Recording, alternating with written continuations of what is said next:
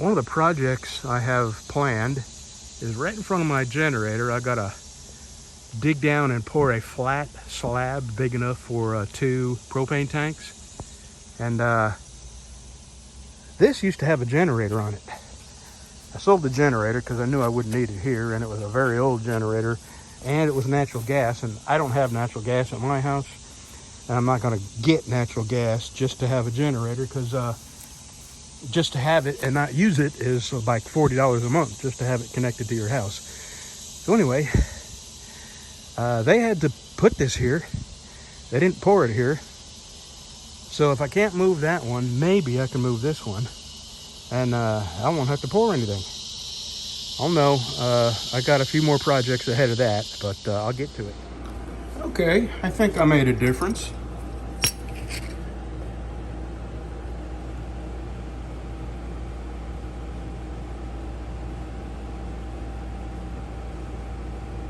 We'll see the next cucumber I peel. And then there's this. I do think I definitely feel a difference in this. And what I did was take my diamond sharpener and just run it across where it would hit.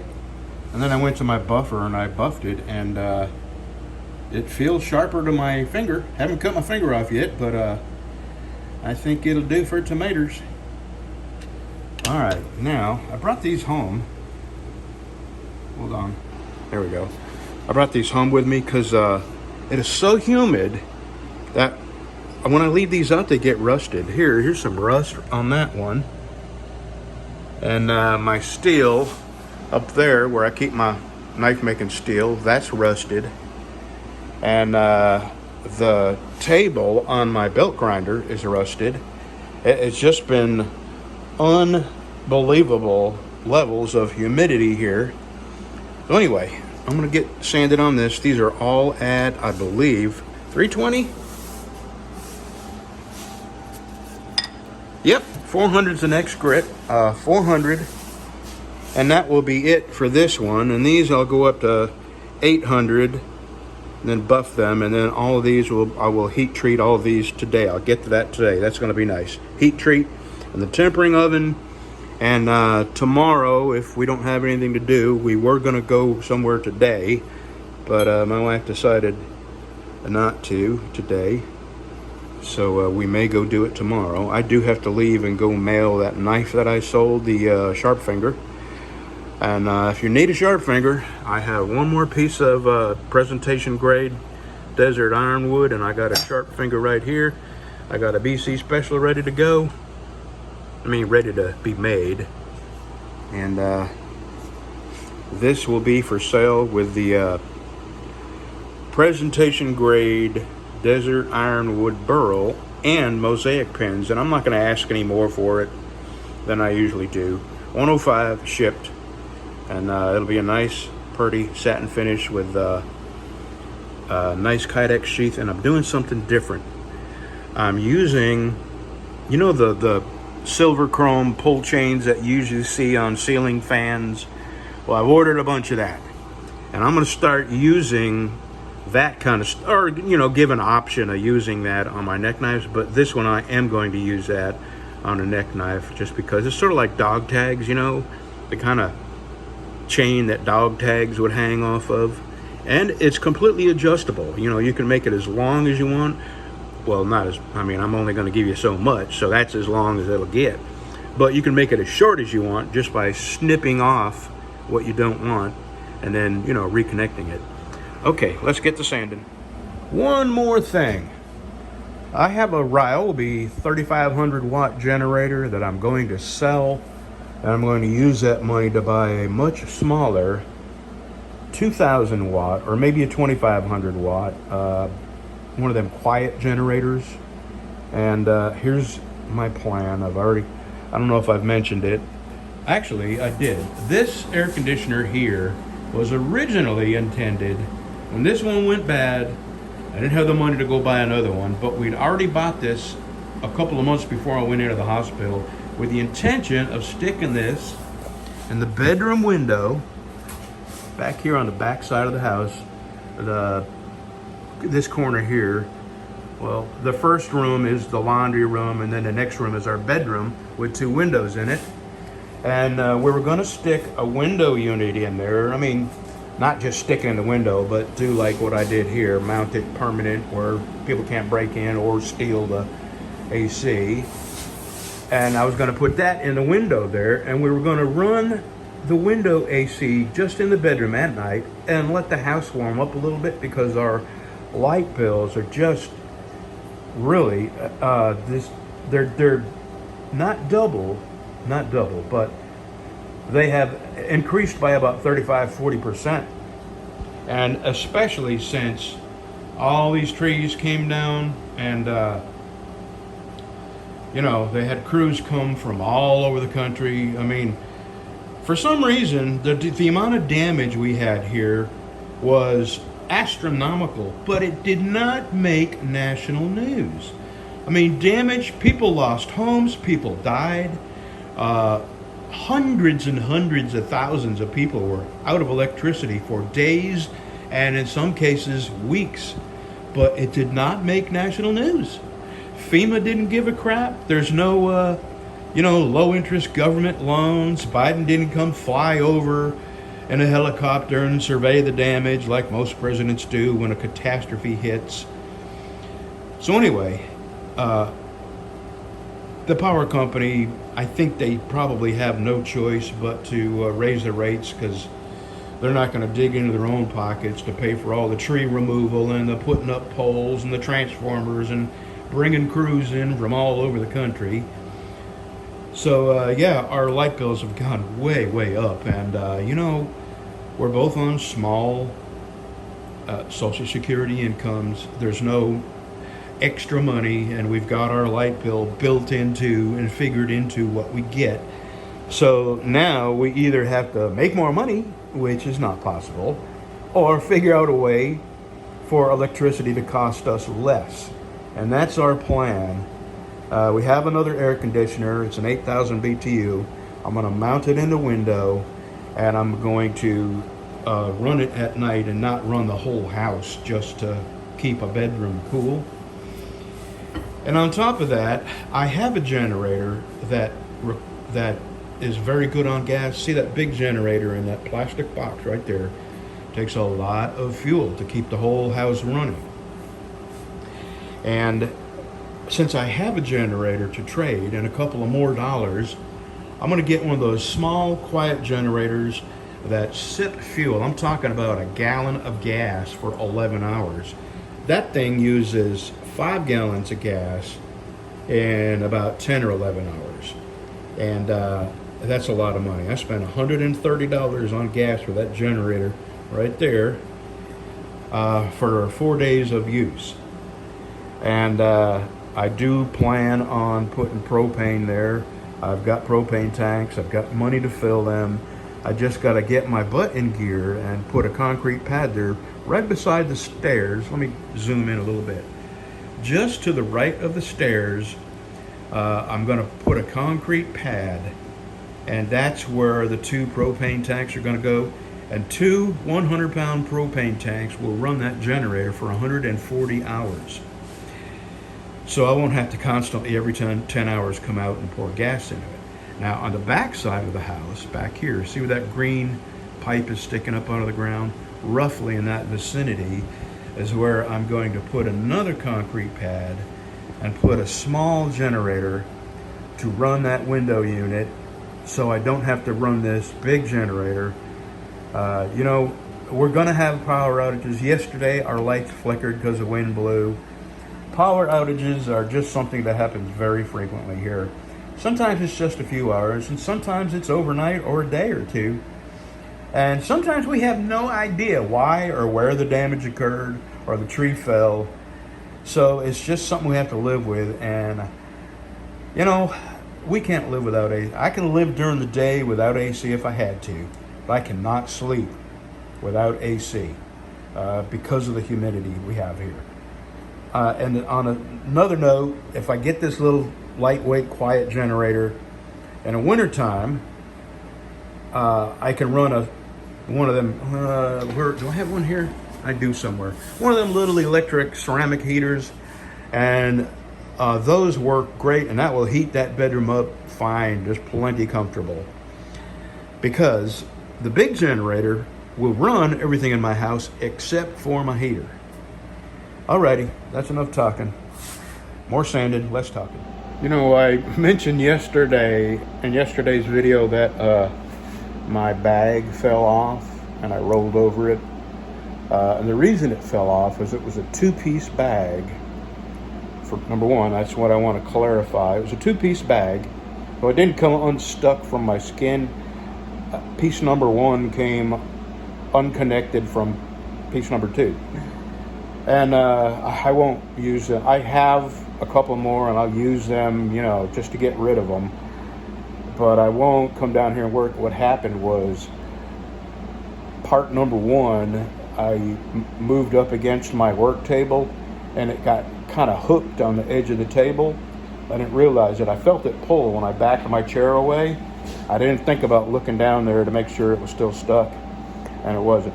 And point number two, I wanted to make sure that you knew there was nothing in it, so I wasn't rolling around on my floor with contents on the floor. It was empty. The only thing that was coming out was dead cat smelling gas, and it was me. And yeah, that was the funny part. That the whole room, you know, my leather room is a very tiny room. It's probably 8 by 8. You know, it's that small. And so the room filled up quick with dead cat smell. And when I found out it was me, that was even funnier. So all this time, my wife has been right, you know. Okay, I'm fixing to go buff these and get them in the forge and then heat treating them. Let's make you dizzy. All right, these are polished to heat treating stage. They get polished a lot more than this after they come out of heat treating, come out of tempering. Then I sand them back down with 600 and then go to 800 and then rebuff them. But not this. This gets sanded to 600. That'll have a satin finish. And it'll be a shiny satin finish. All right, let's go heat treat these, get them in the tempering oven, and then I'm going to go mail that package. And I don't know what I'm going to do after that. These won't be ready till tomorrow for the handles. And I think tomorrow my wife wants to go buy ribs at Kroger. I thought we were going to do it today, but here's the thing. Kroger has ribs on sale for 99 cents a pound, which is rare. And we're going to, all three of us, me, my wife, and Bev, go in there. They only let you have 2 ribs a piece, so we'll all go in there and get 2 ribs a piece. We'll come home with 6 ribs. Oh, golly. Alrighty, let me go get this in the forge and then a tempering oven, and then go mail that package, and then sit and figure out what I want to do next. And action! I was going to say, a couple years ago, I could one-hand this all day, and then it got down to a couple hours, and now I'm only good for just a few cuts. But this is really heavy to one-hand it, so I'm on one hand, and then I'm gonna use that gift that someone gave me. My friend Phil up in Indiana gave this to my wife because he knew that she did all the yard work here. And look, I've already cut multiple, cuts, and it was just like cutting through butter. Okay. Okay. You know what, hon? I'm going to take some of the oil out of that and put on this because you don't want to use that without oil on it. Okay, so well, I'll do that. And get the bottle, and you can. Okay. All right, we got to get some oil on that. It's brand new, and it says in the instructions, which I read oddly enough, that you got to put oil on this every few cuts. All right, got a little oil on it now. Right. This is how it works. And actually, these are a little bigger than I think what these are intended for is pruning. Well, I cut these and just cut like butter. So okay. I'm going to start Let's it see. here. Hold it. Yeah, that is pretty sharp. Huh? Yeah.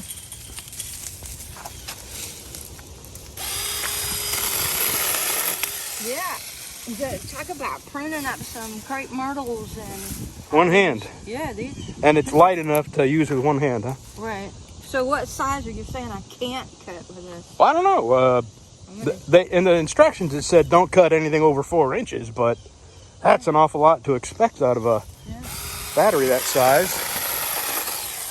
Wow, that's quick. Okay, go for the big one. Come on down here. Let's see. Let's just see. One hand.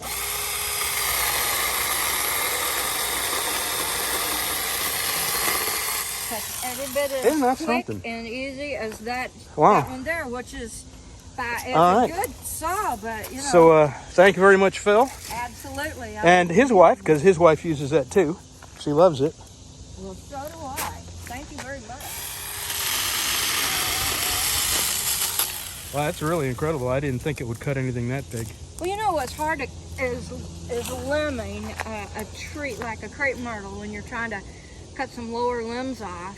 Okay, now take the big saw and cut, just so you can see how the difference. And that's a pretty new chain. Yeah, it is. I don't have a smaller limb, but it's, you know, it's hard to use.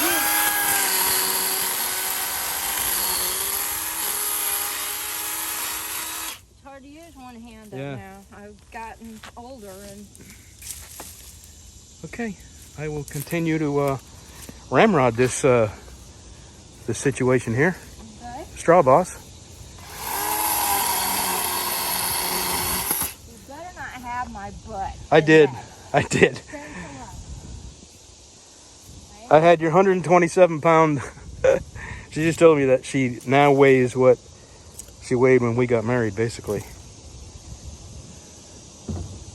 Alrighty, that's it for now. What was I gonna do?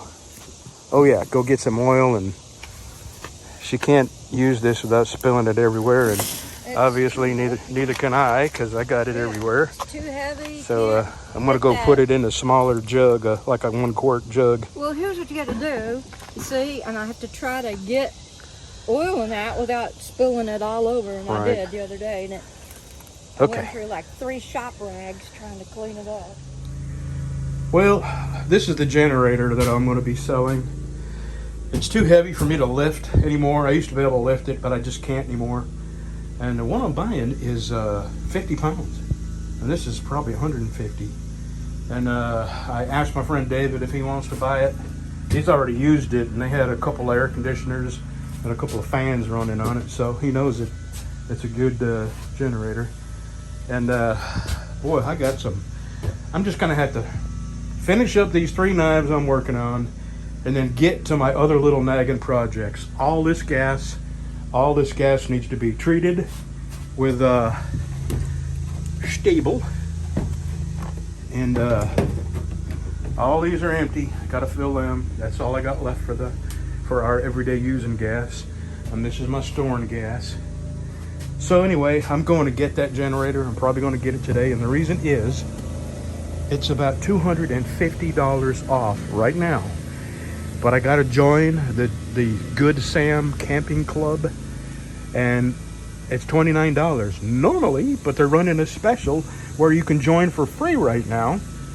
And on top of that, they give you $50 of money to spend in camping world. So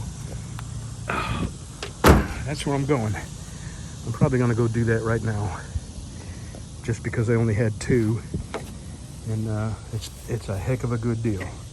That's a 2,500 dual fuel, propane and gasoline. So, all right, I need 2 hands to do that. If I do pick it up, I'll show it to you. Let's just see if my renter is home. Tom, are you in there? Yep, there you are. Hello, Tom. Hello, Tom. Okay, I'll put you back. I should give you notice before I come inspect the place. And it's always the right shoe. I don't know why, but for some reason he prefers the right shoe. I always check the left. There's never a frog in there, just this one. Okay, Tom, we'll see you. I just drove through a little stoplight of mass confusion. And here's the thing. And police, you need to get your hand signals coordinated Nobody, you know, this cop, the light is working. It's turning red, green, yellow, red, green, yellow. And for some reason, he stopped traffic. I have no idea why. And waved the people that were at the red light. I had a green light. Waved the people at the red light through. And, okay, they went. And then somebody came off an off-ramp and stopped because he didn't know what to do. The cop didn't wave him on, and you'd rather err on the side of good judgment and not go if he doesn't want you to go. That'd be the safer bet. If you don't know what to do, stop. That seems to make sense to me.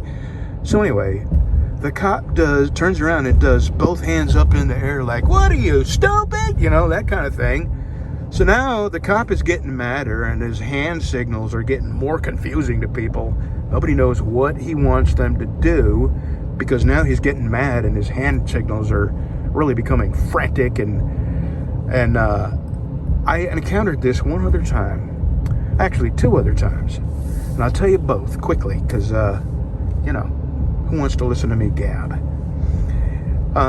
We were in Humble, Texas, and there was a light out, and it was across an intersection, right? So there was 2 cops directing traffic, and there was a cop in this lane, in the oncoming traffic lane, and a cop in my lane standing in front of me, right? Well, this cop is holding his hand up for me to stop, and this cop is facing me, is waving me on, and I'm not going. So now he gets mad and he comes over my truck and yells at me, and all I did was hold my finger up and point to the cop standing in front of me, and then, boy, he looked like an idiot. And another time this happened, south of, what is that? It's north of Gila Bend, and what is that town? It begins with a B, out past Phoenix, truck stop there. Anyway, south of there, between Gila Bend and that road, not Benson, what the heck? Oh God, I stopped there so many times, I can't believe I can't remember. Well, anyway, there was a bad wreck there, and they had a helicopter picking up, you know, a life flight thing, picking up a patient, right? And the cops there's just so many cops doing hand signals, but all of a sudden, this cop waves me on to go on. Well, the helicopter's in the middle of the road. I can't go on. So the cop gets madder, and the same thing, waving me on frantically. And I'm looking at him like, good God, man, turn around. There's a helicopter in the middle of, where do you want me to go? And then just then the helicopter starts raising up, and just a gigantic cloud of dust. You couldn't see nothing. It was a brownout, right? And I'm thinking, my God, these people, these cops, they need to get on the same freaking page. They're just going to get people hurt. And yeah, when the dust finally settled enough for me to go, I took off. And I don't even know what kind of handle he was giving me then, but I've seen some, you know, real coordinated efforts, people, and when I'm with a Patriot Guard, those cops, they do it all the time. They really got it down to a science, and they know what they're doing. But I have come across a lot of cops who did nothing but confuse people with their inexplicable hand signals, and then get mad because nobody knows what they want them to do. And then they start doing the I'm mad hand signals, yeah. And that's what this cop here in Greenwood did. He started throwing up his arms at people like, you know, what are you, stupid? That kind of, yeah, really weird to watch. I wish I had the camera on. All right, I'm going home. All right, I got the generator. And, man, it's $200 off. I can't believe it. But when I got over there, there was only 2 of these. It's a 2,500 watt dual fuel Champion. And when I got over there, man, they had like a trailer load of them, but not this. They only had 2 of the ones I wanted, and mountains of 4,000 and larger generators. So that is the the AC, and it's going in the window in that bedroom. And Bev, for the same reason, bought an AC also just at the same time we did. And I got to put hers in her window the same way, you know, with plywood and all that, permanently mount it. So it can't be stolen or broke into, you know. And so that's it for this video. I will show you the generator. I'm going to get it out, and there's like a 5-hour break-in period. You got to let it run. I'll have to read the instructions. But so I'm going to sell the Ryobi, the 3,500 watt one, and between that and the knife I just sold, that will pay for this generator that I just bought. Okay, have a good Tuesday, y'all.